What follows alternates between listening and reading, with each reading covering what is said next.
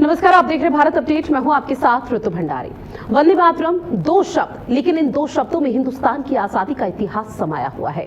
अंग्रेजी हुकूमत के खिलाफ संघर्ष कर रही क्रांतिकारियों के लिए वंदे मातरम सिर्फ एक नारा नहीं है, बल्कि हौसले और राष्ट्रभक्ति की आवाज था। लाखों देशवासियों ने इसी गीत को अपनी प्रेरणा बनाया और आजादी की लड़ाई में अपना सर्वस्व न्योछावर किया। लेकिन आजादी के दशकों बाद वही वंदे मातरम एक बार फिर से देश की सियासत का केंद्र बन चुका है। मामला दरअसल कांग्रेस के उस फैसले से जुड़ा हुआ है जिससे आपको बता दें कि कांग्रेस वर्किंग कमेटी ने 1937 के प्रस्ताव का पालन करने की बात कही है। यानी कि कांग्रेस के कार्यक्रमों में वंदे मातरम के शुरुआती दो छंद ही अब गाए जाएंगे। कांग्रेस महासचिव जयराम रमेश ने साफ कहा है कि 1937 में महात्मा गांधी, जवाहरलाल नेहरू, सरदार पटेल, रविंद्रनाथ टैगोर और सुभाष चंद्र बोस समेत उस समय के शीर्ष नेताओं की सहमति से जो प्रस्ताव पारित हुआ था, कांग्रेस आज भी उसी का पालन करेगी। लेकिन कांग्रेस के इस फैसले ने बीजेपी को हमलावर होने का बड़ा मुद्दा दे दिया। केंद्रीय गृह मंत्री अमित शाह ने कांग्रेस पर तीखा हमला बोलते हुए आरोप लगाया है कि 1937 में मुस्लिम तुष्टीकरण के लिए वंदे मातरम को दो हिस्सों में बांटने का फैसला लिया है और इसी तरह से राजनीतिक फैसलों ने आगे चलकर देश के विभाजन की जमीन को तैयार किया है। केंद्रीय गृह मंत्री अमित शाह का कहना कि आज कांग्रेस उसी पुराने फैसले को एक बार फिर से आगे बढ़ा रही है। बीजेपी का सवाल है कि जिस वंदे मातरम को स्वतंत्रता संग्राम के दौरान लाखों लोगों ने अंग्रेजों के खिलाफ संघर्ष की प्रेरणा बताया, साथ ही उसके पूर्ण स्वरूप को लेकर कांग्रेस पीछे क्यों नहीं हट रही है। बीजेपी से शहीदों के सम्मान से जोड़ रही है और कांग्रेस पर तुष्टीकरण की राजनीति का आरोप लगा रही है। वही कांग्रेस का तर्क ये है कि वो कोई नया फैसला नहीं कर रही है, बल्कि 1937 में कांग्रेस के शीर्ष नेतृत्व की सहमति से लिए गए प्रस्ताव का ही पालन किया जा रहा है। कांग्रेस का कहना है कि उस समय वंदे मातरम की शुरुआती दो छंदों को लेकर व्यापक सहमति बनी थी और आज भी पार्टी उसी ऐतिहासिक फैसले को मान रही है। यानी कि एक तरफ बीजेपी इतिहास, राष्ट्रभक्ति और शहीदों के सम्मान का सवाल उठा रही है, तो दूसरी तरफ कांग्रेस अपने फैसले के समर्थन में महात्मा गांधी से लेकर जवाहरलाल नेहरू, पटेल, टैगोर और सुभाष चंद्र बोस जैसे ऐतिहासिक नेताओं की सहमति का हवाला दे रही है। अब ऐसे में सवाल ये उठ जाता है कि क्या राजनीतिक दलों के कार्यक्रमों में भी पूरे वंदे मातरम का गायन अनिवार्य होना चाहिए? क्या 1937 का प्रस्ताव आज की परिस्थितियों में उतना ही प्रासंगिक है या फिर कांग्रेस का फैसला ऐतिहासिक परंपरा उस समय बनी सहमति के आधार पर सही है? कांग्रेस और बीजेपी आमने सामने है, आरोप और पलटवार का दौर तेज हो चुका है। तो आज की बड़ी बहस भी इसी पर होगी कि वंदे मातरम पर कांग्रेस का फैसला ऐतिहासिक प्रस्ताव का पालन या राष्ट्रगीत के सम्मान से कोई समझौता। क्योंकि अब कांग्रेस पार्टी की कांग्रेस वर्किंग कमेटी की बड़ी बैठक हुई थी जिसमें एक प्रस्ताव पारित किया गया कि अब किसी भी कार्यक्रम में अगर कांग्रेस पार्टी के दिग्गज जाते हैं तो वहां पर महज दो छंदों का ही गायन होगा वंदे मातरम के लिए। वोट बैंक के लिए कांग्रेस पार्टी ऐसा कर रही है, ये आरोप लग रहे हैं और कहा जा रहा है कि शुरुआत में देश की यहाँ पर सराहना की गई है, देश की यहाँ पर जमकर तारीफ की गई है, तो शुरुआत के जो दो छंद है वो हर किसी के लिए बेहद जरूरी हो जाते हैं और 1937 का हवाला देते हुए कहा जा रहा है कि 1937 से पहले भी और बाद में भी इसी तरह की स्थिति रही है और ऐसे में कांग्रेस पार्टी उसी प्रस्ताव को मानेगी जो तमाम दिग्गज, जिसमें जवाहरलाल नेहरू, महात्मा गांधी और सरदार पटेल की भूमिका रही थी और उन तमाम दिग्गजों के बीच में उस प्रस्ताव को पारित किया गया था। लेकिन अब यहां पर केंद्रीय गृह मंत्री अमित शाह का एक स्टेटमेंट सामने आया जहां कहा जा रहा है कि कांग्रेस एक बार फिर से सिर्फ मुस्लिम लीग यानी कि अपने एक विशेष समुदाय के वोट बैंक को मजबूत करने के लिए इस तरह की रणनीति अपना रही है। जबकि 1937 के बाद आज हम सब 2026 में जी रहे हैं, तो कम से कम जो सदन की गरिमा है उसको बनाकर रखे, सदन में जो कानून यहां पर पारित हुआ था कम से कम उसकी गरिमा को बना रखे।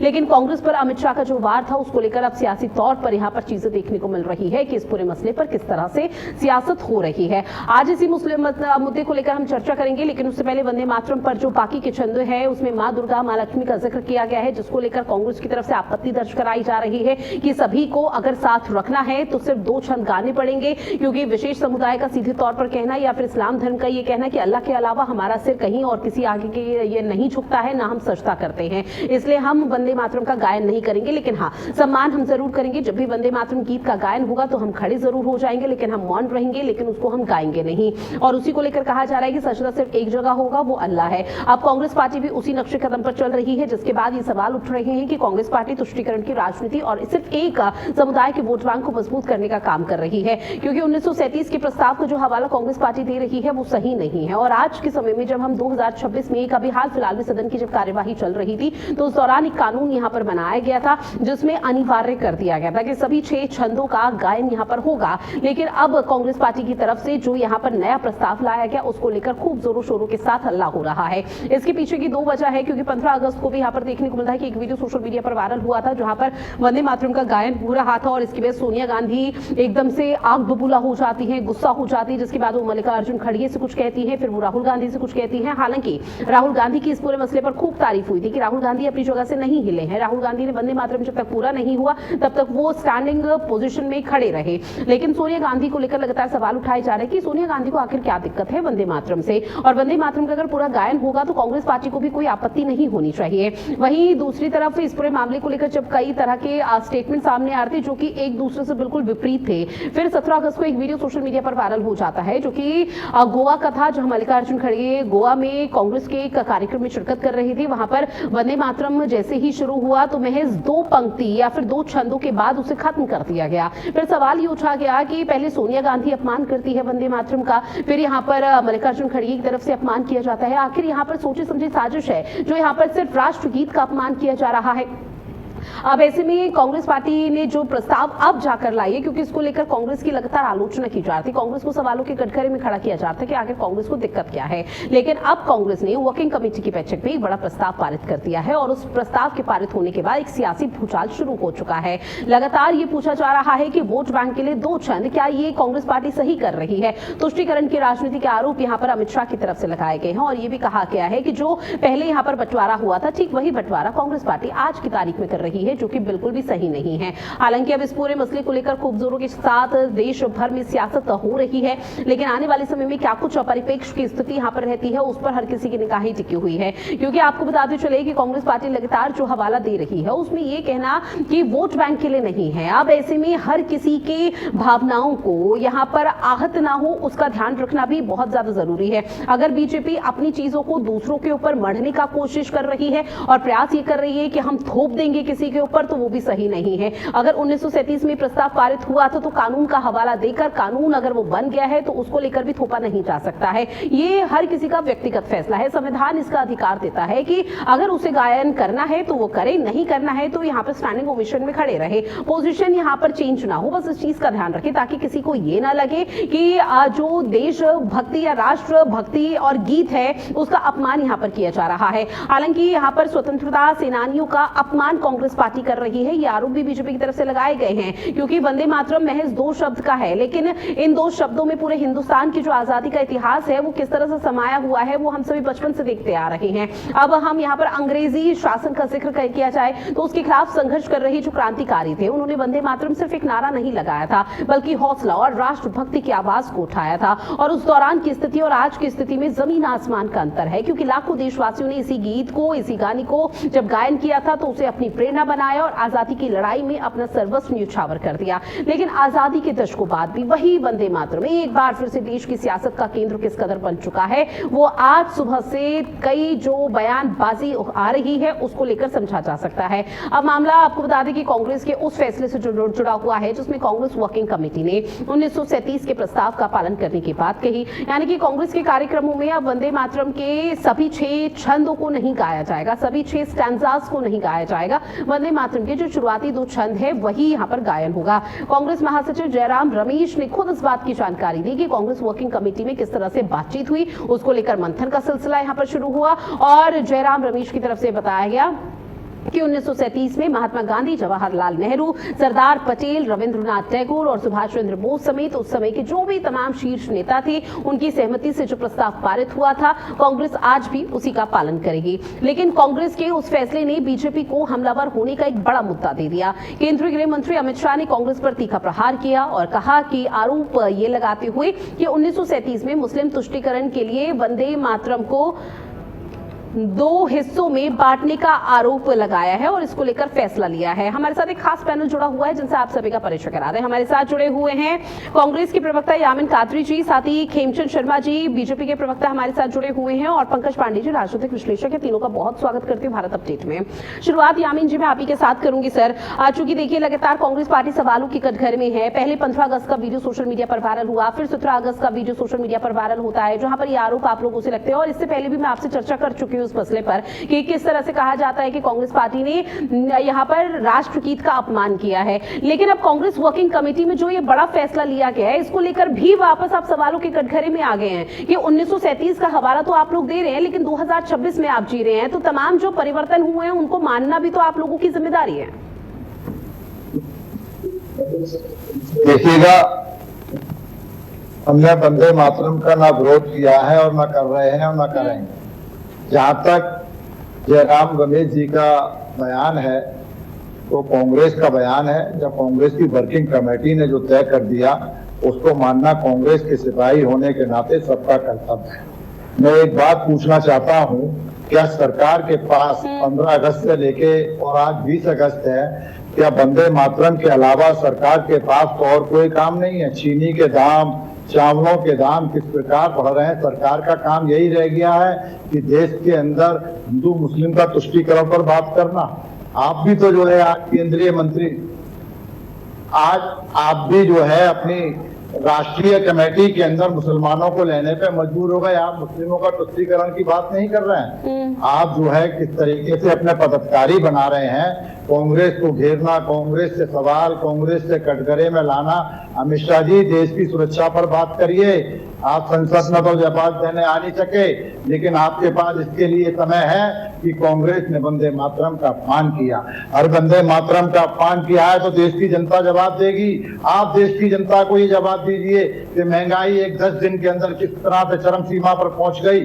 आपके द्वारा ये क्या हो रहा है देश के अंदर। इंफ्रास्ट्रक्चर पे बात नहीं करते हैं, एजुकेशन पे बात नहीं करते हैं, सिविल लाइन्स पे बात नहीं करते हैं। आप जो है एक्सप्रेस देश से धसे जा रहे हैं, कटे हुए जा रहे हैं। जो मोदी जी ने जो है रोड बनवाए थे, कहा था कि हम विदेश नीति से बनवा रहे हैं, उसमें ट्रक के ट्रक घुस जा रहे हैं, उस पर बात करिए। देश की मूलभूत सुविधाओं पे बात करिए।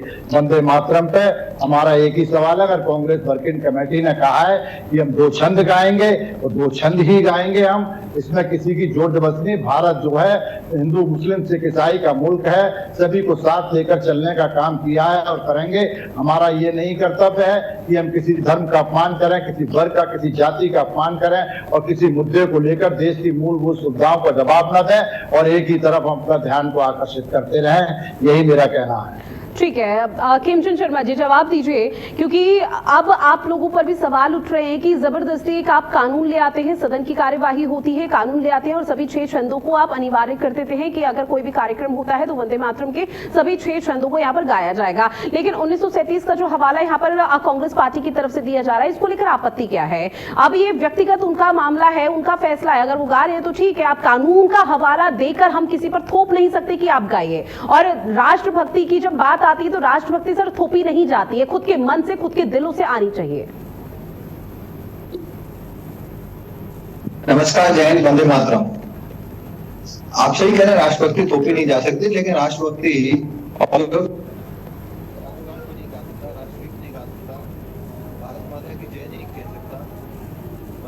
नहीं कह सकता। और वो कहे तो कैसा राष्ट्रभक्त जो अपने देश को नमन नहीं कर सकता, देश के लिए इज्जत नहीं रखता, देश के लिए कमिटमेंट नहीं रखता, अपनी ड्यूटीज पे काम नहीं करता, तो वो कैसा देश प्रेमी है? मैं ऐसा समझता हूँ कि वंदे मातरम जब पार्लियामेंट से कानून बन गया है कि वंदे मातरम को लंबे समय के बाद सम्मान मिल रहा है। जो सम्मान पहले मिल जाना चाहिए था वो सम्मान लंबे समय के बाद मिल रहा है। तो वो जब सम्मान जब संसद के माध्यम से जो है पानी लाइए, उसको कांग्रेस काम कर रही, उसको कांग्रेस 2 फाड़ में 2 टुकड़ों में तोड़ने का काम कर रही, जैसे देश को उन्होंने तोड़ा। मैं ऐसा समझता हूँ कि कांग्रेस ने पहले अपने हेड ऑफिस में हेड ऑफिस में ये करके जिस तरीके से सोनिया जी ने बीच वंदे मातरम में डिस्टर्बेंस किया और उनको अनकंफर्टेबल लगा, वैसा ही आज कांग्रेस के अन्य राज्यों में भी वैसी चीजें हो रही है। मैं ऐसा समझता हूँ कि कि कांग्रेस जो कर रही है वो गलत कर रही है और वंदे मातरम का सम्मान उनको करना ही चाहिए, ये थोपना नहीं। ये कानून है, देश के लिए जो कमिटमेंट है, जो ड्यूटीज हैं, ये it is the part of duties कि आप अगर अपने देश को छोटा सा मतलब 5 मिनट 10 मिनट भी नहीं दे सकते तो क्या दे सकते। ठीक है सर। खेमचंद शर्मा जी, सवाल तो सर ये भी उठ रहा है ना, आपने कहा कि कांग्रेस पार्टी को देश का ख्याल नहीं है, लेकिन कांग्रेस पार्टी कह रही है कि देश का ख्याल आप लोगों की तरफ से आरोप लगाए जा रहे हैं, लेकिन देशवासियों को तो ख्याल है, क्योंकि इस देश में अगर हिंदू रहता है तो मुस्लिम भी रहता है, और मुस्लिमों की तरफ से इस्लाम धर्म में साफ शब्दों में कहा गया है कि वो अल्लाह के अलावा कहीं भी सजदा नहीं करेंगे, तो फिर आपत्ति क्या है?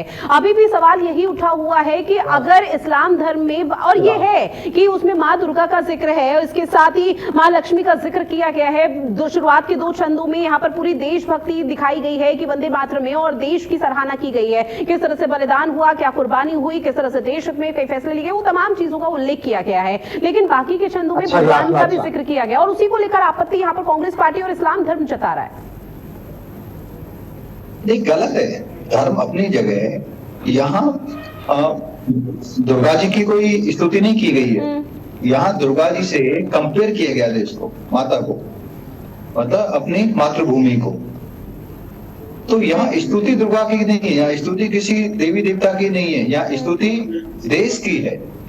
जब देश की स्तुति है तो उसमें क्या प्रॉब्लम है?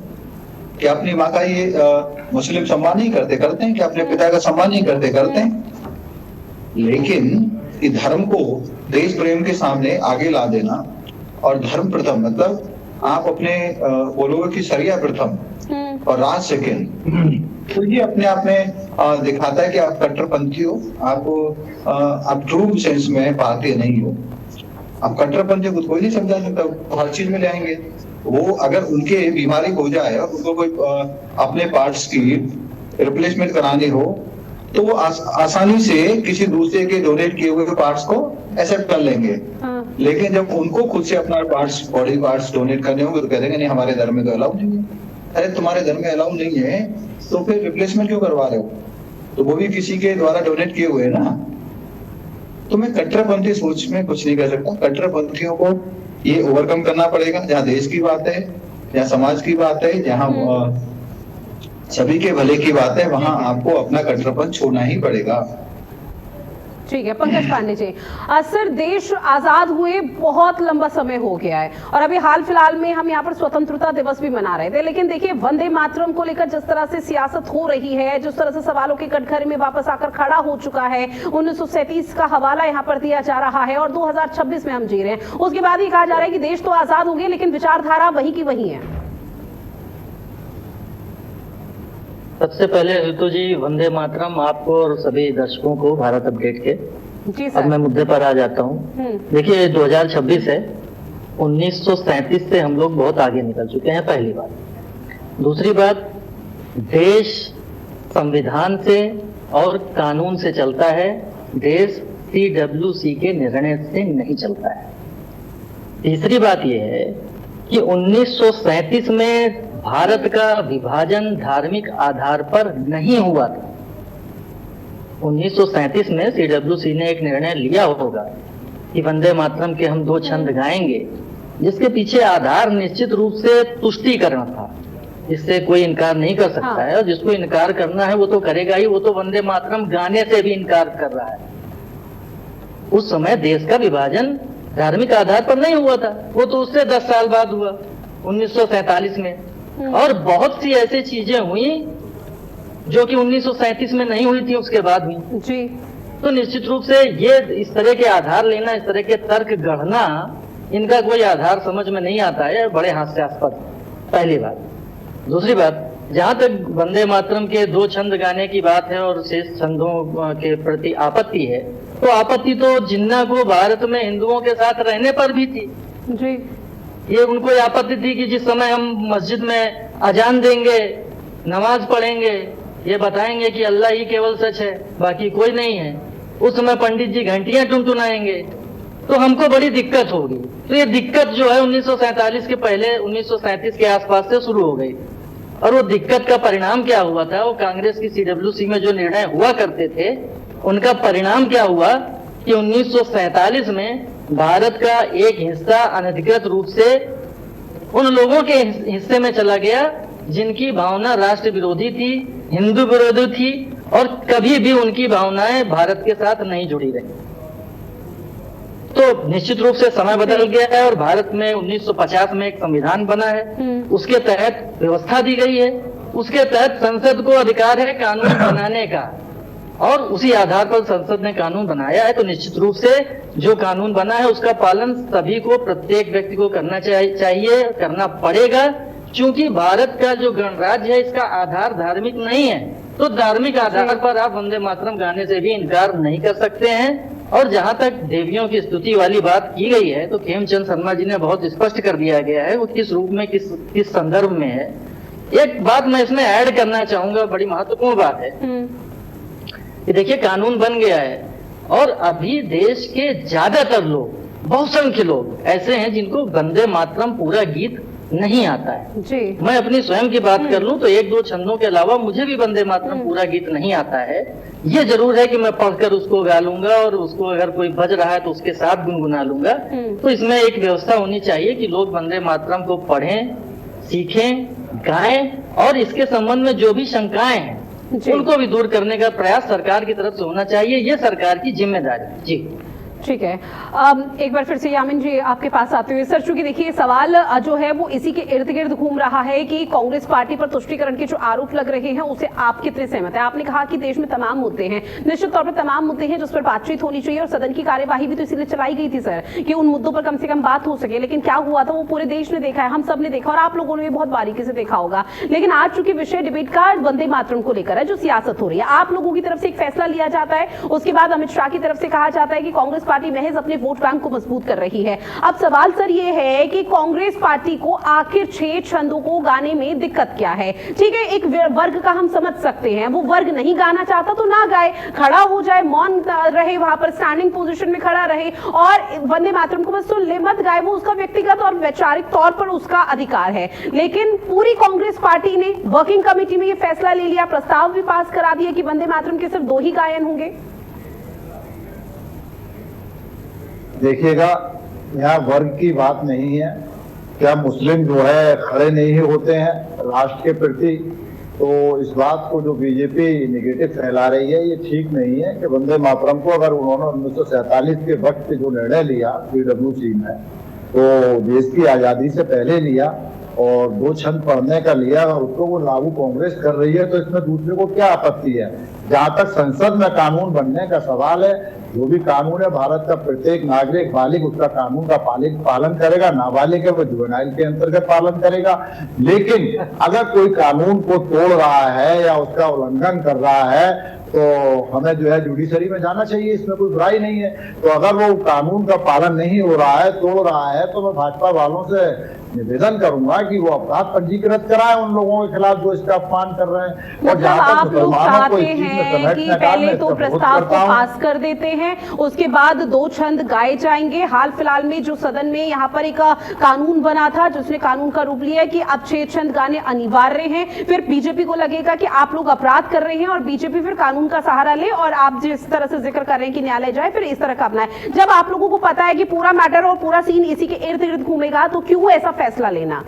1937 का आप लोग हवाला दे रहे हैं, क्या ये 1937 चल रहा है? सर तकरीबन 89 साल हो चुके हैं। 89 साल पहले जो फैसला लिया गया था उस फैसले को 2026 में दोहराना क्या सही है? कल को कांग्रेस की सरकार अगर आती है देश भर में तो आप लोगों की तरफ से फैसला लिया जाएगा, बीजेपी फिर आनाकानी करेगी, नहीं हम तो वो वाला फैसला मानेंगे जो हमने अपने शासन में लिया था, हम कांग्रेस को नहीं मानेंगे। फिर क्या इसी चीज में पूरी राजनीति चलती रहेगी? नहीं, गलत है। जनता का पैसा है, संसद चलनी चाहिए, निर्णय लेने चाहिए, कानून बनने चाहिए, देश हित में, जनता के हित में आनी चाहिए। कानून का पालन कौन करेगा? कानून का पालन कौन करेगा? आप लोगों की तरफ से कहा जाता है कि कानून बन जाता है लेकिन इम्प्लीमेंट नहीं होता। हाल फिलहाल में कानून बना ना वंदे मातरम को लेकर, अनिवार्य किया ना, क्या उसका पालन हो रहा है? ये तो सत्ता और विपक्ष के तालमेल की बात है, वो बैठ करके संसद को चलवाए और कानून का पालन कराए। जहां तक संसद नहीं है, कानून की बात हो रही है। आपने कहा कि कानून अगर बना है तो कानून का पालन होना चाहिए और कानून तो बना है ना वंदे मातरम को लेकर के, अनिवार्य किए गए सभी सारे छंद। आप लोगों ने प्रस्ताव पास कर दिया, आप लोगों ने एक नई सियासत को यहाँ पर पैदा कर दिया। अगर कांग्रेस की तरफ से ये बयान आ रहा है तो उनके बड़े लीडर हैं वरिष्ठ अधिवक्ता हैं, उन्होंने सोच समझकर निर्णय लिया होगा। इसमें बुराई क्या है? भारत देश है, कहीं कोई अनिवार्य कर दे, कोई प्रांत के अंदर मुसलमान जाता रहता है कि साहब हमारे जो हिंदू मतदाता है वो भी अजान पढ़ेंगे, तो मैं तो उसकी निंदा करता हूँ। मुझे तो ये समझ में नहीं आता कि आप अजान और हिंदू धर्म मुस्लिम धर्म को बीच में क्यों ले आते हैं। वंदे मातरम में धार्मिक तौर पर कुछ नहीं है, ये आप लोगों को भी समझना बहुत ज्यादा जरूरी है और हर पॉलिटिकल पार्टी और इस्लाम धर्म को भी समझना ज्यादा जरूरी है। धरती माँ की पूजा करते हैं नहीं करते, आप लोग अल्लाह की इबादत करते हैं, धरती माँ को मानते हैं नहीं मानते। देश सर्वोपरि है ना, संविधान सर्वोपरि है, आप लोग क्यों यहाँ पर हिंदू मुसलमान करने लग जाते हैं? आपके चैनल पर बार बार मुसलमान वोट बैंक ये आ रहा है, इसलिए मैं कह रहा हूँ कि मुसलमानों को चैनल पे बार बार तुष्टीकरण की राजनीति इसलिए आ रहा है सर, क्योंकि बीजेपी आरोप लगा रही है। केंद्रीय गृह मंत्री अमित शाह का बयान सुना आपने, उन्होंने कहा कि तुष्टीकरण की राजनीति कर रहे हैं, सिर्फ एक वोट बैंक आपको मजबूत करना है और उसी की वजह से आपने 2 छंदों का प्रस्ताव पास कर दिया। बीजेपी कोई भारत नहीं है, बीजेपी कोई भारत नहीं है, बीजेपी कोई धर्म नहीं है कि वो आरोप लगा रही है, वो लगा रही है, लगाने दीजिए। हम नहीं तो वंदे मातरम भी तो वही है ना, बीजेपी भारत नहीं है, बीजेपी कोई धर्म नहीं है, लेकिन वंदे मातरम भी तो कोई धर्म नहीं है ना। वंदे मातरम इतिहास है, इतिहास उसी को उसको यहाँ पर बनने दीजिए। अब 1937 का प्रस्ताव का हवाला दे रहे हैं, 2026 ये चल रहा है, वंदे मातरम में यहाँ पर बदलाव हुए हैं, अब कानून लाए हैं तो कम से कम उस कानून का तो पालन करें। अब आप लोग नहीं करेंगे, फिर आम जनमानस के अंदर तो ये मैसेज जाएगा ना कि भाई जब आप लोगों की तरफ से नहीं किया जाता तो हम क्यों करें, हम कौन होते हैं? देखिएगा, मैं फिर कह रहा हूं, कांग्रेस और वंदे मातरम और बीजेपी के बीच की बात है, इसमें मुस्लिम लीग और मुसलमान, अरे मुस्लिम लीग के साथ सरकार तो इन्होंने बनाई थी ना, क्यों नहीं भूलते हैं? जिन्ना को आज गालियां देते हैं, सबसे पहले जिन्ना के साथ आपने सरकार बनाई, आप मंत्रिमंडल में रहे, श्यामा प्रसाद मुखर्जी रहे, आपने जो है वो मुस्लिम लीग को पहली बार सरकार बनाने का मौका दे दिया। उस वक्त कांग्रेस तो विपक्ष में बैठी थी ना। आप जो है आज ये लेके चल रहे हैं, मुसलमानों को क्यों घसीट रहे हैं? वंदे मातरम हम पढ़ते हैं, गाते हैं, नहीं आता है, खामोश खड़े रहेंगे, सावधान की मुद्रा में खड़े रहेंगे। ये हर मुसलमान अपने एक सवाल और यामिन कादरी जी आपसे पूछ रही हूं, उसके बाद मैं सीधा खेमचंद जी करूंगी, वो आपके सवालों को और आपकी बातों का जवाब देंगे। लेकिन सवाल यामिन कादरी जी मेरा ये है कि आखिर आपत्ति क्या है वंदे मातरम को लेकर, बस इतना बता दीजिए। हमें कोई आपत्ति नहीं है। तो सर क्यों कांग्रेस वर्किंग कमेटी में फिर फैसला क्यों लिया गया जब आपत्ति ही नहीं है? हमें कोई आपत्ति नहीं है, हम वंदे मातरम पढ़ रहे हैं, राष्ट्रगान पढ़ रहे हैं। नहीं सर, देखिए यामिन कादरी जी भली बात है, आप भी जानते हैं, आप भली ही कांग्रेस पार्टी के प्रवक्ता हो सर, पॉलिटिकल पार्टी से नाता यहाँ पर हो, लेकिन ये भली भांति आप जानते हैं कि राजनीति में अगर कोई कदम उठाया जाता है तो वो बहुत सोच समझ के उठाया जाता है, अपने वोट बैंक के लिए उठाया जाता है, और वही आरोप आप लोगों पर लग रहे हैं। अब जब आपको आपत्ति नहीं है तो फिर क्यों कांग्रेस वर्किंग कमेटी में ये प्रस्ताव पास कर दिया गया? नहीं करते, इसका मतलब तो ये है कि पूरी कांग्रेस पार्टी को आपत्ति नहीं है। बिल्कुल आपत्ति नहीं है, किसी को कोई आपत्ति नहीं है, वंदे मातरम पढ़ेंगे और हम सावधान की मुद्रा में खड़े होंगे, कोई आपत्ति नहीं है। 6 छंद पढ़ेंगे, 6 छंद पढ़ेंगे, हमें कोई नहीं 6 स्टैंजा पढ़ेंगे, 6 स्टैंजा पढ़ेंगे। अगर 6 छंद कहीं पढ़े जा रहे होंगे तो हम सावधान की मुद्रा में सब जगह पढ़े जा रहे हैं सर, सब जगह पढ़े जा रहे हैं 6 छंद, लेकिन 2 छंद सिर्फ कांग्रेस के में पढ़े जाएंगे। 2 छंद इसलिए पढ़े जाएंगे कांग्रेस के में क्योंकि कांग्रेस ने एक प्रस्ताव पास कर दिया है कि 2 छंद के अलावा हम नहीं बोल सकते, हमारे में कैपेबिलिटी ही नहीं है। अब देखिए, जहां भी वंदे मातरम होगा, हर भारत का नागरिक खड़ा होगा, जो जहां समाप्त होगा वहां पर वो अपनी सावधान की मुद्रा को हटा देगा। इसलिए मैं कह सकता हूं, खेमचंद जी जवाब दीजिए, क्योंकि मेरे सवालों का जवाब तो यामिन कादरी जी के पास नहीं है, साफ दिखाई दे रहा है। खेमचंद जी, ऐसा कुछ नहीं, ये कुछ नहीं है, हम भाजपा के जवाब नहीं दे सकते। ठीक है सर, यामिन कादरी जी देखिए, इल्जाम नहीं सर, मैंने जो सवाल आपसे पूछे, मेरा सवाल ये है कि भाई अगर आप लोगों को दिक्कत नहीं है तो फिर फैसला क्यों लिया गया? आपके पास उसका सवाल जवाब नहीं है। आपने कहा कि जहां पर सुनिए, आपने कहा जहां वंदे मातरम का गायन होगा हम लोग गाएंगे, आप लोगों की तरफ से गाया जाएगा, लेकिन जहां वंदे मातरम का गायन होगा, अगर वहां पर कांग्रेस पार्टी का कोई भी दिग्गज या आला नेता वहां पर होगा तो ये तो पहले ही ऐलान कर दिया जाएगा ना कि 6 छंद गाने ही नहीं है, 2 छंद ही गाइए और 2 स्टैंजा गाइए, हम अपनी खाना पूर्ति कर रहे बस। तो हम 2 ही छंद में खड़े रहेंगे जब कांग्रेस के कार्यक्रम में शामिल हो रहे होंगे। तो सर मेरा सवाल ये नहीं है ना, मैं सवाल दाएं का पूछ रही हूँ, आप मेरे को बाएं का बता रहे हैं। आप चुपचाप सुनिए खेमचंद शर्मा जी को। खेमचंद शर्मा जी, देखिए, यामिन जी के पास जवाब ही नहीं, ना इनकी पार्टी के पास है। इनकी पार्टी उन्हें ये दिखा रही कि ये वही पार्टी है जिसने देश का बंटवारा किया, जो उसने अपीजमेंट की पॉलिटिक्स करती है, कट्टरपंथी की पॉलिटिक्स करती है, उसको देश प्रेम से कोई लेना देना नहीं है, उनको देश की जो संस्कृति से कोई लेना देना नहीं है। हमारे देश की संस्कृति है, हम भारत को माँ कहते हैं, आज से माँ नहीं कहते, हम हजारों सालों से अपनी भूमि को माँ कहते हैं। जब हम अपनी भूमि को माँ कहते हैं तो हम अपनी माँ का गुणगान कर सकते हैं। और जब हम अपनी माँ का गुणगान करते हैं तो उसमें किसी को कोई दिक्कत नहीं होनी चाहिए। अपनी माँ से, मतलब पर्सनल माँ से, देश की जो माँ है वो हमेशा सर्वोपरि होती है। जब राष्ट्र की माँ सर्वोपरि होती है तो ये लोग उसमें अपने धर्म, अपने शरिया और अपनी पता नहीं क्या क्या चीजों को ले आते हैं। ये अपने आप में इनके कट्टरपंथी स्वभाव को दिखाता है। मैं ऐसा समझता हूँ कि बहुत सारे मुसलमान हमारे मित्र हैं जो वंदे मातरम प्राउडली गाते हैं, गाया, और उन्होंने 15 अगस्त में भी गाया और आगे भी वो गाते रहेंगे। लेकिन जो दिक्कत है वो कट्टरपंथियों को है, वो पॉलिटिशियंस को है जो अपीजमेंट की पॉलिटिक्स करते हैं, जैसे कांग्रेस। मैं ऐसा समझता हूँ इन लोगों को अपना रवैया बदलना पड़ेगा, नहीं तो देश इनको माफ नहीं करेगा। जिस तरीके से लगातार इनकी अपीजमेंट पॉलिटिक्स की वजह से इनकी हार हो रही, आने वाले समय में भी इनको ऐसी ही हार का सामना करना पड़ेगा। ठीक है पंकज पांडे जी, चूंकि देखिए गीत है सर, मजहब नहीं सिखाता आपस में बैर करना, लेकिन जब बात वंदे मातरम की आती है तो वही मजहब सिखा देता है कि आपस में बैर कैसे करना है सर। बिल्कुल सही रितु जी, और मैं यामीन कादरी जी से कुछ प्रश्न करना चाहूंगा अगर आप अनुमति दें तो। जी सर बिल्कुल। कादरी जी मैं आपसे पहला प्रश्न ये करना चाह रहा हूँ कि क्या पाकिस्तान नाम के देश को आप जानते हैं? दुश्मन मुल्क को जानता हूं, जो भाजपा का जो है प्रिय मित्र है। जी, मैं उसका मतलब व्याख्या नहीं चाह रहा हूँ।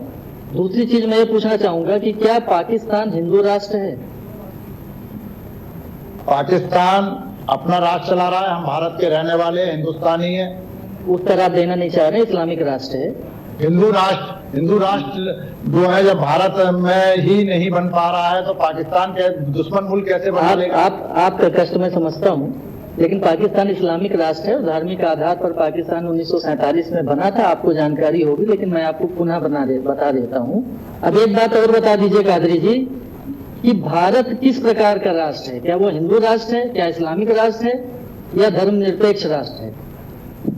दुनिया का वो गुलदस्ता है, भारत के दुनिया में कोई भी राष्ट्र इस प्रकार की खूबसूरती दर्शा नहीं सकता जहाँ सारे धर्मों को, सारी जातियों को समायोजित करके, और भारत जो है देश विश्व के अंदर एक शांति का प्रतीक बनकर उभर रहा है। बहुत अच्छा उत्तर दिया, लेकिन आप सीधा उत्तर नहीं देना चाह रहे हैं। भारत के संविधान में धार्मिक व्यवस्था नहीं की गई है कि इसका आधार कोई एक विशेष धर्म होगा। धर्मनिरपेक्ष स्वरूप इसका बनाया गया है। इसको आप मानते हैं कि नहीं मानते हैं? बिल्कुल, भारत एक धर्मनिरपेक्ष राज्य है। देश को संविधान से और कानून से चलना चाहिए कि नहीं चलना चाहिए कादरी जी? चलना चाहिए। देश सर्वोपरि है, वतन सर्वोपरि है। अगर ऐसा ही है कादरी जी, तो क्या देश CWC के लिए गए निर्णय से चलेगा या संविधान और कानून से चलेगा? मेरा प्रश्न आपसे ये है, इसका उत्तर अगर आप देना चाहें तो दे दीजिए। कानून से चलेगा। किसी भी पार्टी, चाहे कोई भी हो, चाहे वो सामुदायिक पार्टी हो, सांप्रदायिक पार्टी हो, चाहे एक पक्ष की राजनीति करती हो, चाहे सबको समायोजित लेकर चलने की राजनीति करती हो, उसके कहे अनुसार नहीं चलेगा। देश चलेगा संविधान से। कौन किस पक्ष की राजनीति करता है तो 1947 में तय हो गया था कादरी जी, लेकिन फिर भी मैं आपकी प्रशंसा करूंगा क्योंकि आपने अच्छे उत्तर दिए, भले ही सीधे न दिए हों। तो जब निश्चित रूप से देश कानून से चलेगा, संविधान से चलेगा, तो संविधान के तहत कानून बन चुका है, अब उसका पालन होना चाहिए। उसमें अगर कोई भी व्यक्ति, कोई भी पार्टी ये चीज जोड़ती है कि हम इतना मानेंगे, इतना नहीं मानेंगे, तो निश्चित रूप से वो भारत के न तो संविधान के प्रति सम्मान रखती है, न कानून के प्रति सम्मान रखती है, और भारत की जनता निश्चित रूप से देख रही है और सुन रही है। और रितु जी, जो आपका प्रश्न था उसका उत्तर इसी में अपने आप आ गया है कि जब एक कानून बन गया है तो सभी वर्गों को उस कानून को मानना चाहिए। हाँ, एक बात मैं फिर से इसमें दोहराऊंगा कि वंदे मातरम के संबंध में जो भी भ्रांतियां हैं, उनको सरकार की भी जिम्मेदारी है कि उनको दूर करने का पूरा प्रयास करे। एक बड़ा अभियान चलाया जाए, और विशेष रूप से मुसलमानों के बीच में एक अभियान चलाया जाए, क्योंकि मुसलमानों को बहुत आसानी से गुमराह कर लिया जाता है। मुसलमानों को बहुत जल्दी से ऐसी बातें बता दी जाती हैं कि ये चीजें आपके धर्म के पक्ष में नहीं है, इससे आपके धर्म में दिक्कत होगी, आपकी जो धार्मिक मान्यताएं हैं उन पर चोट पहुंचेगी। तो ये सरकार की भी जिम्मेदारी बनती है कि मुसलमानों के बीच एक ये संदेश दिया जाए, उनको बताया जाए, और वंदे मातरम से उनकी धार्मिक आस्था, धार्मिक भावनाओं पर चोट नहीं पहुंचती है, इस संबंध में उन्हें जागरूक किया जाए। जी ठीक है। अब यहाँ पर यामिन कादरी जी, सवाल अब आपसे ये है कि अगर बीजेपी से राष्ट्रगीत का अपमान मान रही है तो कांग्रेस खुलकर ये क्यों नहीं कहती कि पूरा वंदे मातरम गाने में उसे कोई भी आपत्ति नहीं है? हालांकि आप जिक्र कर रहे हैं कि भाई हमें कोई आपत्ति नहीं है, लेकिन पूरा वंदे मातरम को लेकर आपने अभी तक जिक्र नहीं किया है। अगर 2 छंद गाए जाएंगे तो 2 छंद हम गाएंगे, जैसे कांग्रेस ने फैसला लिया है, लेकिन ये कांग्रेस पार्टी को समझना होगा कि कांग्रेस वर्किंग कमेटी में कोई प्रस्ताव पास हो जाता है तो देश उससे तो नहीं चलेगा सर। देखिए, कांग्रेस वर्किंग कमेटी ने अपनी कांग्रेस पार्टी के लिए प्रस्ताव चलाया है, पास किया है। जैसे कोई एक परिवार अपने परिवार के सब परिवारों पर लागू नहीं है। मैं पंकज भाई की बात बहुत अच्छी लगी कि सरकार का भी कर्तव्य है कि इसकी जो वंदे मातरम की पूरी परिभाषा हर जनमानस के दिलो दिमाग में बैठा देनी चाहिए। स्थिति साफ हो जाएगी और जो है रिजल्ट सामने आ जाएगा 26 जनवरी तक। आप मेहनत तो करिए, आप नफरत की राजनीति से तो हटिए। एक बात और मैं पूछना चाहता हूँ अपने बीजेपी महोदय से कि गाय हमारी माता है, हम उस पर आपके चैनल से प्रतिबंध की मांग करते हैं तो उस पर प्रतिबंध कब तक 26 जनवरी तक घोषणा हो जाएगी या नहीं? या विदेशों के अंदर 4500 रुपए पर केजी ही बिक्री होगी, जो भारत सबसे बड़ा बीफ कारोबारी बन चुका है विश्व के अंदर, उसको रोका जाएगा या नहीं रोका जाएगा? आपके गाजियाबाद के विधायक पिट भी चुके हैं पुलिस से कि आप गाय के कटान को रोक नहीं सकते, विधानसभा में भी बोले हैं। मैं धन्यवाद उस विधायक को जिसने हमारी गाय माता के कटान को रोकने के लिए बहुत संघर्ष किया, लेकिन सुनी नहीं गई, क्योंकि विश्व के अंदर नंबर 1 पर जो है बीफ करने वाला हिंदुस्तान बन गया। और सारा ठेका, सारे कटान, सारी जो कत्ल खाने हैं वो सब जो है गैर मुस्लिमों के हाथ में है। तो मेरी ये मांग है आपके चैनल से कि ये भी भारत माता गाय हमारी, भारत माँ है हमारी, जब मानते हैं भारतीय, तो इस पर भी एक निर्णय भाजपा को लेना होगा और सरकार को लेना होगा कि हम ये क्या करने जा रहे हैं। इसमें भी एक छवि बना के दें देश के नागरिकों के, गाय का कटान रोका गया। ठीक है, बीजेपी उसको लेकर आगे फैसला ले लेगी। खेमचंद शर्मा जी उसका जवाब जरूर देंगे, लेकिन सवाल अभी भी सर यही बना हुआ है कि आखिर क्यों, लेकिन जब बात वंदे मातरम को लेकर हो रही है तो वंदे मातरम को लेकर कांग्रेस पार्टी उन्हीं 2 छंदों पर क्यों स्टक है? कांग्रेस पार्टी क्या 1937 से बाहर नहीं निकल पा रही? कांग्रेस पार्टी क्या ये नहीं समझ पा रही कि अभी कांग्रेस का शासन नहीं है, अब यहाँ पर बीजेपी आ चुकी है, अब देश हित के फैसले लिए जा रहे हैं, राष्ट्रभक्ति का हवाला दिया जा रहा है बीजेपी की तरफ से, तो निश्चित तौर पर कुछ ना कुछ बात होगी। अब कांग्रेस पार्टी बार बार अगर ये गिनाए कि भाई 1937 में हमने ये किया था, 1937 में ऐसा हुआ था और हम उसी रूल्स रेगुलेशन को फॉलो करेंगे, तो क्या सही है? एक एग्जांपल के तौर पर सर, आपके घर में बड़े बुजुर्ग जो थे, बड़े बुजुर्गों ने फैसला लिया, अब वो भले ही यहाँ ना आप लोगों के साथ ना रहे हो, लेकिन क्या जो आज की पीढ़ी है उन बड़े बुजुर्गों का फैसला मान पाएगी? आज की पीढ़ी तो अपने रूल्स रेगुलेशन बनाएगी सर, फिर उस हिसाब से क्या आप लोग चल पाएंगे? देखिएगा, आपने प्रश्न का उत्तर आपने दे दिया, कोई दिक्कत नहीं है। मुझे खुशी है कि आज की पीढ़ी, आज की कांग्रेस अगर जो है कह रही है कि 2 छंद पढ़े जाएंगे तो वो कांग्रेस का निर्णय है, कांग्रेस पार्टी का निर्णय है, कोई देश का निर्णय नहीं सौंपा जा रहा है। इसमें कोई आपत्ति नहीं है। आप बुजुर्गों का कहना नहीं माना या माना, ये आपका उत्तर था, मैं समर्थन करता हूँ। और आज अगर हम जो है वंदे मातरम गा रहे हैं या पढ़ रहे हैं तो उसमें किसी को कोई आपत्ति नहीं है, ना हमें आपत्ति है। मेरे सवाल में आप उत्तर बहुत भाती बोल लेते हैं, लेकिन जब मैं सवाल पूछती हूँ तो आपके उत्तर में ढूंढ के भी, अगर मैं ढूंढने की कोशिश करूँ तब भी आपके उत्तर मेरे को समझ में नहीं आते, और ना ही यहाँ पे कुछ जो पैनलिस्ट बैठे हुए उनको समझ में आ रहे, समझ से बिल्कुल परे, क्योंकि आप उन बातों का जवाब ही नहीं दे पा रहे। खेमचंद शर्मा जी,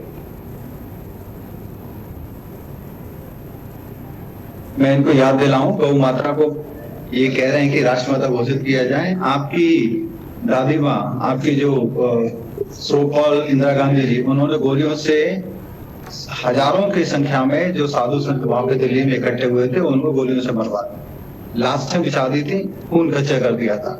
आप अपने वर्तमान में आपके जो बॉस हैं राहुल गांधी और सोनिया गांधी जी, उसे एक स्टेटमेंट जारी कर दीजिए और स्टेटमेंट जारी हो जाएगी तो गाय को, गौ माता को भारत माता या प्रोटेक्टेड एनिमल घोषित किया जा सकता है। आप एक बार करवा दिए। रही दूसरी बात, भारत बीफ का मतलब गौ मांस नहीं एक्सपोर्ट कर रहा है।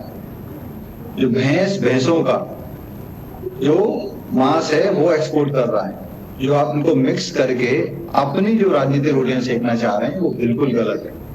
भारत से या भारत के राज्यों से गाय को काट के बाहर भेजा जा रहा है या उसके मीट को एक्सपोर्ट किया जा रहा है, ये सरासर झूठ है। भारत से भैंसों का जा रहा है, ये सब जानते हैं, और उसको भी मीट कहा जाता है। उसको भी आप कहोगे कि भाई वो गौ मांस है, तो ये आपकी राजनीतिक रोटी है, वो झूठ है। यामी जी, पहले अपने गिरेबान में झांको, दो भक्तों को मरवाते हो, गाय को काटते हो प्राउडली। आपके नेता और कार्यकर्ता केरल में कहते हैं हम तो गौ मांस की पार्टी करेंगे। गौ मांस खाने वाले, पार्टी करने वाले, काटने वाले सिर्फ और सिर्फ कि भाई हाँ कि कुछ राज्यों में, जहाँ नॉर्थ ईस्ट के राज्य हैं, वहां पे इस इशू को विक्टिम के लिए यूज किया जा सके, आप इस तरीके की बातें करेंगे। सिंसियर हैं तो अपनी पार्टी से बोलिए, और मैं आपको भरोसा देता हूं कि भारतीय जनता पार्टी उसके साथ खड़ी होगी। भारतीय जनता पार्टी जहां संभव है वहां पे गौ माता पे या गौवध पे रोक लगाने का काम किया है, चाहे उत्तर प्रदेश हो चाहे अन्य राज्य हो। हमने कर्नाटक में किया, कर्नाटक में आपने रिवर्स करने का काम आप लोगों ने किया। ठीक है, यामिन कादरी जी। मैं अपने प्रवक्ता बीजेपी महोदय से बता देना चाहता हूं कि मैंने अपने गिरेबान में झांका। आप जरा अपने गिरेबान में झांकिए कि आप गाजियाबाद वाले विधायक जी को झूठा साबित करेंगे। जो 500 गाय का और सदन के अंदर उन्होंने चीख चीख कर कहा और पिटे, कपड़े फटे और रोड पर भागे, या तो उनको झूठा साबित करिए। दूसरी बात, आप जो है पश्चिम बंगाल के मुख्यमंत्री को साबित करिए झूठा कि चुनाव से पहले क्या बयान था, केरल में पार्टी करते थे। हमारे हेमंत बिस्व शर्मा असम के अंदर जो है खुद खाते हैं, आपके जो है राष्ट्रीय अध्यक्ष खा रहे हैं, सावन मास में खा रहे हैं। ये वीडियो कोई और नहीं, आप जैसे सच्चे चैनल दिखा रहे हैं, इसलिए मैंने झांक लिया। लेकिन झांकने का फर्क आपका भी है। और हम फिर कह रहे हैं कि आप गाय का मांस एक्सपोर्ट कर रहे हैं। बीफ कंपनियों से आप में जो है, देखिए जरा आप लिस्ट पढ़िएगा कितने जैन साहब है उसके अंदर, मंत्रियों के बेटे जो है ठेके लिए हुए हैं। लिस्ट 14 लोगों की कंपनियों के नाम है, आप डालिए गूगल पे पता चल जाएगा। और अडानी क्या जो बंदरगाह है उससे जो है हमारी गाय माता सप्लाई होती है। तमाम चित्र सच्चे चैनलों ने दिखा दिए। ये सारे चैनल विदेश जा रही है गाय के लिए जा रही है, पूजा तो होगी नहीं, वहां कटने के लिए जा रही है। इसलिए आप इस चीज को कहेंगे तो मैं आपका नंबर अगर आ गया तो मैं आपको सारे वीडियो डाल दूंगा। ठीक है।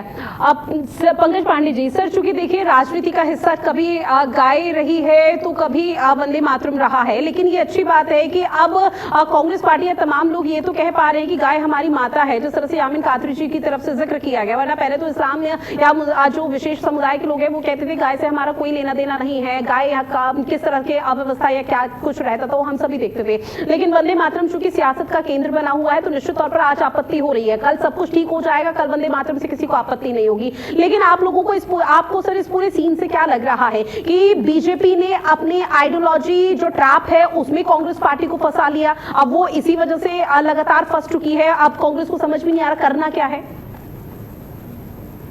बहुत अच्छा प्रश्न किया रितु जी आपने। देखिए जहां तक गाय की बात है तो मैं स्पष्ट कर दूं कि बीफ एक्सपोर्टर 10 बड़े जो भी हैं, देश के जो 10 बड़े हैं उनमें 14 है, 14 एक भी हिंदू नहीं है। सब हिंदू, मैं 10 की बात कर रहा हूँ, 14 की लिस्ट मैंने नहीं देखी। जी थोड़ा देखिए अगर हिंदू नहीं होगा तो मैं आज इस्तीफा दे दूंगा। आप गूगल पर ट्राई कर लीजिए। चलिए आप एक भी अगर मुसलमान होंगे एयरपोर्ट में तो मैं इस्तीफा दे दूंगा। कादरी जी सुन लीजिए, आपको इस्तीफा देने की आवश्यकता नहीं है।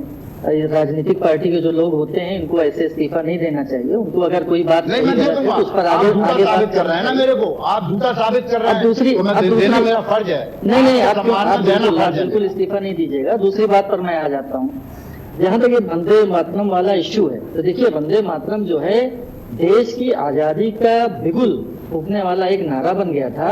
और वंदे मातरम की जड़ें कहाँ से हैं? वंदे मातरम की जड़ें बंगाल विभाजन से हैं। और बंगाल विभाजन किस आधार पर हुआ था? वो देश के बंटवारे के पहले ही एक तरह का धार्मिक बंटवारा था। तो वंदे मातरम का विरोध करने वालों की मानसिकता क्या है इसको बहुत अच्छी तरीके से समझा जा सकता है। और 1937 में कांग्रेस पार्टी क्या कर रही थी, क्यों ये सब निर्णय लिए गए थे कि वंदे मातरम के केवल 2 छंद गाए जाएंगे, बाकी नहीं गाए जाएंगे? इसके पीछे का कारण भी पूरा देश समझता है। 1937 से 1947 तक देश ने देखा और 1947 के बाद से लगातार लोग देख रहे हैं कि कांग्रेस पार्टी के राजनीति के मूल में क्या है। अभी हम लोगों ने देख लिया कि 15 अगस्त के दिन जो कांग्रेस कार्यालय में जो कार्यक्रम था उसमें वंदे मातरम के गायन के बीच में किस तरह की चीजें हुई उसको भी लोगों ने बड़े ध्यान से देखा है। तो जहां तक आपका प्रश्न है कि भारतीय जनता पार्टी ने कांग्रेस पार्टी को अपने ट्रैप में फंसा लिया है, तो इसको इस तरह से भी कहा जा सकता है और इसको इस तरह से भी कहा जा सकता है कि कांग्रेस पार्टी जिस ट्रैप में फंसी हुई है वो उसका अपना स्वयं का ट्रैप है, और उस ट्रैप में वो आजादी के पहले भी थी और अभी भी है, और उससे वो निकलना नहीं चाहती है। हालांकि बीच में कभी कभी जैसे गाय की बात अभी कादरी जी ने छेड़ दिया, इस तरह की चीजों में भी आ जाती है। देश में जो हवा चल रही है, देश की जो दिशा अब जिस तरफ होने वाली है, उसको देखते हुए जी। लेकिन सर सवाल एक और जुड़ा हुआ है कि आखिर किसका नैरेटिव भारी पड़ता हुआ नजर आएगा, क्योंकि केंद्रीय गृह मंत्री अमित शाह का बयान आपने सुना होगा। उन्होंने तुष्टीकरण की राजनीति और तमाम चीजों का उल्लेख करते हुए सीधे तौर पर यह कहा कि अब लोगों को भी सामने आना चाहिए, अब लोगों को भी मतलब इस चीज का विरोध करना चाहिए कि कांग्रेस पार्टी जो नक्शे कदम पर चल रही है, एक विशेष वर्ग के समुदाय के लोगों का वोट बैंक मजबूत करने के लिए, वो सही नहीं है लोकतांत्रिक देश के लिए। तो अब क्या मानकर चला जाए, राष्ट्रवाद का नैरेटिव भारी पड़ेगा या धर्मनिरपेक्षता का? देखिए, जहां तक धर्मनिरपेक्षता की बात है तो भारतीय संविधान के मूल में धर्मनिरपेक्षता है, और भारत की जो बहुसंख्य आबादी है हिंदू, उसके मूल में धर्मनिरपेक्षता है। जहां पर हिंदुत्व की बात होती है तो धर्मनिरपेक्षता आबलिक में अपने आप जुड़ जाता है। और जहां तक दूसरे धर्मों की बात है तो हम देख चुके हैं कि धार्मिक आधार पर देश का एक बड़ा हिस्सा देश से कट गया और इस्लामिक राष्ट्र के रूप में 2 राष्ट्र आज अस्तित्व में हैं। और जहां तक आपका प्रश्न ये है कि अमित शाह जी ने ये कहा कि ये कांग्रेस पार्टी की जो रीति नीति है उसके संबंध में जो उन्होंने बात किया, राष्ट्रवाद की बात किया, तो देखिए अमित शाह जी को ये बात कहने में बड़ा विलंब हो गया है। पिछले 11 वर्षों से केंद्र में भारतीय जनता पार्टी की सरकार है, तो निश्चित रूप से देश की जनता ने कांग्रेस पार्टी की जो कार्यशैली है, जो रीति नीति है, उसको नकार दिया है। तभी आप लगातार सरकार में हैं, आपको तीसरा टर्म मिला है सरकार चलाते हुए। तो निश्चित रूप से भारतीय जनता पार्टी की सरकार जो काम कर रही है उसको करते रहना चाहिए लोक भावना के अनुसार। और एक बार मैं फिर दोहराऊंगा कि वंदे मातरम के संदर्भ में अल्पसंख्यक वर्ग जिनको की गुमराह किया जा रहा है कांग्रेस पार्टी और अन्य लोगों के द्वारा, उनके बीच में एक बड़ा जागरूकता अभियान चलाने की आवश्यकता है जी। यामीन कादरी जी, क्या आपको नहीं लगता कि वंदे मातरम पर पार्टी लाइन सुपर राष्ट्रहित होना चाहिए? देखिएगा, मेरा प्रश्न वैसे पंकज जी ने दे दिया जो मैं पूछना चाह रहा था कि आज भारतीय जनता पार्टी को वंदे मातरम से बड़ा प्रेम झलक रहा है। क्यों झलक रहा है कि सन 2014 के अंदर देश आजाद हुआ था, तो आज उनको आजाद होने के बाद भी 12 वर्ष बाद वंदे मातरम की याद आ रही है। इससे पहले याद नहीं आ रही थी। ये सिर्फ 2027 के 6 राज्यों में चुनाव को देख के सारे मुद्दे बनाए जाएंगे, सारे मुद्दे वहीं आके टिकेंगे। कब्रिस्तान, शमशान घाट, मुसलमान। तो सर आप लोगों की तरफ से भी तो बाकी 6 राज्यों में जहाँ चुनाव होने उसी के आधार पर फैसला लिया गया। वंदे मातरम का मुद्दा इनके हाथ लगाए, कुछ दिन चलाएंगे, जनता अपने आप पूछ लेगी कि चीनी का क्या कर रहे हो, गुड़ का क्या कर रहे हो, पेट्रोल का नथाल का क्या कर रहे हो। जब जवाब आ जाएगा। भारतीय जनता पार्टी के जितने भी संगठन हैं वो पूरा का पूरा वंदे मातरम अपने प्रोग्राम्स में गाते थे। आज याद नहीं है, आज पार्लियामेंट में वो सम्मान दिलाने का 150वीं साल हो रही है, तो सम्मान दिलाने का काम भारतीय जनता पार्टी की सरकार ने किया। जो आपने नहीं दिया, जिसको छीनने का काम आपने किया, आपके बड़े नेताओं ने किया, उन नेताओं ने किया जो सो कॉल्ड आजादी के हीरो थे। तो उस सम्मान को, राष्ट्रीय गीत के सम्मान को, जिसके आपने जिस तरीके से देश के 2 टुकड़े किए, उस गीत के 2 टुकड़े कर दिए थे, पूरा का पूरा गीत गाने का काम भारतीय जनता पार्टी, संघ और अदर ऑर्गेनाइजेशंस पहले से ही करते आए। आज से नहीं कर रहे हैं, 2014 से बात नहीं कर रहे हैं, वो हमेशा से करते आए। और हमेशा से राष्ट्रवादियों की जो मांग थी कि राष्ट्रीय गीत को राष्ट्रीय गान की तरह सम्मान मिले, तो वो सम्मान दिलाने का काम ऑफिशियल संविधान के माध्यम से, पार्लियामेंट के माध्यम से वो किया गया, जो आपको डाइजेस्ट नहीं हो रहा है, जिसकी वजह से आपको दस्त हो रहे हैं। जो आप दस्त आपके राष्ट्रीय, आपके ऑफिस में भी दिखाई दे रहे हैं कि आपके राष्ट्रीय नेता भी उससे परेशान हो रहे हैं जब वो राष्ट्रीय गीत गाया जा रहा है, और अन्य राज्यों में भी आपके नेता परेशान हो रहे हैं। ठीक है पंकज जी। देखिए, भाजपा पहले पंकज जी अपनी बात करते हैं, उसके बाद यामीन कादरी जी आप अपनी बात रखिएगा सर। महोदय, दस्त जैसा, लूज मोशन जैसा शब्द इस्तेमाल उनको जो है कभी तो नहीं। चलिए कादरी जी, कोई आपत्तिजनक बात किसी को नहीं करनी चाहिए। ठीक है सर। पंकज, अब मैं अपनी बात ऐड कर देता हूँ। देखिए, जहाँ तक कादरी जी ने अभी एक बात कही कि 2014 में देश आजाद हुआ है, तो निश्चित रूप से 2014 में देश कांग्रेस के शासन से आजाद हुआ, पहली बात। दूसरी बात, थोड़ा सा कहना वो भूल गए थे। दूसरी बात यह है कि जहाँ तक उन्होंने बात किया कि अभी कुछ राज्यों में चुनाव है, उसको देखते हुए वंदे मातरम वाला प्रकरण ये सामने आया और भारतीय जनता पार्टी ने इसको प्रक्षेपित किया एक तरह से, तो इसमें मैं ऐड करना चाहता हूँ, और एक प्रश्न भी बनता है, उसका उत्तर कादरी साहब देंगे नहीं। वो प्रश्न ये है कि 1947 में क्या पंडित नेहरू को प्रधानमंत्री बनाने के लिए कांग्रेस ने सारी चीजें किया था क्या कि पाकिस्तान बन गया था, जबकि सरदार पटेल को बंटवारे के बाद भी सबसे ज्यादा वोट मिले थे और पंडित जी को मात्र 1 वोट मिला था। ये प्रश्न ऐसे हैं जिनके उत्तर मैं नहीं चाहूंगा कादरी जी से, क्योंकि वो दे नहीं पाएंगे। बस ये मुझे ऐड करना था इनकी बात में। जी यामिन कादरी जी, वो तो पंकज जी ने तो कह दिया कि आप उत्तर दे नहीं पाएंगे, लेकिन फिर भी मैं यही सवाल आपके ऊपर कि है आपके पास जवाब सर? देखिएगा, मेरा उत्तर एक ही है। अमित शाह जी संसद के अंदर दे चुके हैं कि सरदार पटेल प्रधानमंत्री बनते, जबकि उनकी मृत्यु को 2.5 साल हो गई थी। वो जो है उत्तर दे चुके हैं। अमित शाह जी हमारे नेता हैं, देश के गृह मंत्री है, वो उत्तर दे चुके हैं। अमित शाह जी आप लोगों के नेता है, लेकिन उसके बावजूद भी जो गृह मंत्रालय या फिर कानून व्यवस्था उनके अधीन है और जो फैसला यहाँ पर लिया गया उस फैसले को कांग्रेस पार्टी मान ही नहीं रही है ना सर, तो कैसे मंत्री कैसे नेता है फिर आप हो गए? मैं कह तो रहा हूँ, मेरा उत्तर तो अमित शाह जी ने दिया है, हमारे आदरणीय गृह मंत्री हैं कि सरदार पटेल जी जो है मर चुके थे और उनको प्रधानमंत्री बना रहे थे संसद के अंदर। वो तो मैं क्या उत्तर दूंगा? अच्छा, एक प्रश्न और है कादरी जी, एक प्रश्न और है। डॉक्टर राजेंद्र प्रसाद जी आप ही की पार्टी से आते थे और भारत के राष्ट्रपति थे। उन्होंने घोषणा किया था कि राष्ट्रगान के समान ही वंदे मातरम को भी सम्मान दिया जाएगा, और उस घोषणा के काफी समय बाद अब एक कानून बन गया है कि वंदे मातरम के 6 छंद गाना अनिवार्य है। अब भी आपको कोई आपत्ति है?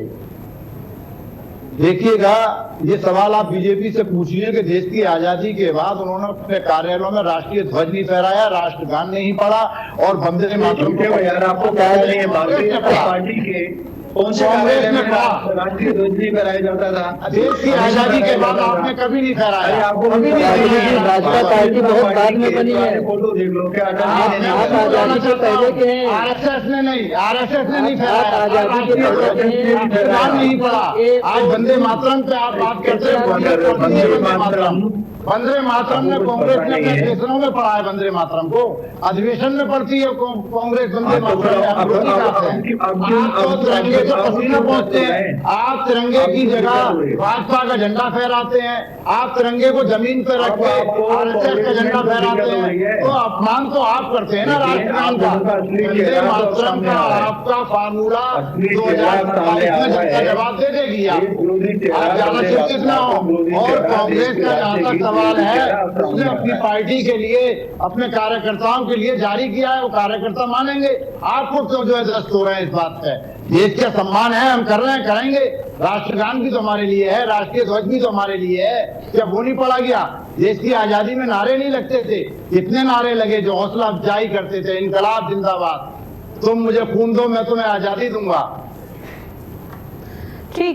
ठीक है, आपने कहा कि देश के कार्यकर्ताओं के लिए है, कांग्रेस के कार्यकर्ताओं के लिए, लेकिन कांग्रेस के कार्यकर्ता या कांग्रेस पार्टी जिस कार्यक्रम में पहुंचेगी वहां आम जनमानस भी होगा, उस पर थोपा जाएगा फिर 2 छंदों को लेकर। बहरहाल आप सभी मेहमान हमारे साथ जुड़े, इस महत्वपूर्ण मुद्दे पर विषय चर्चा की है, उसके लिए आप सभी का बहुत शुक्रिया।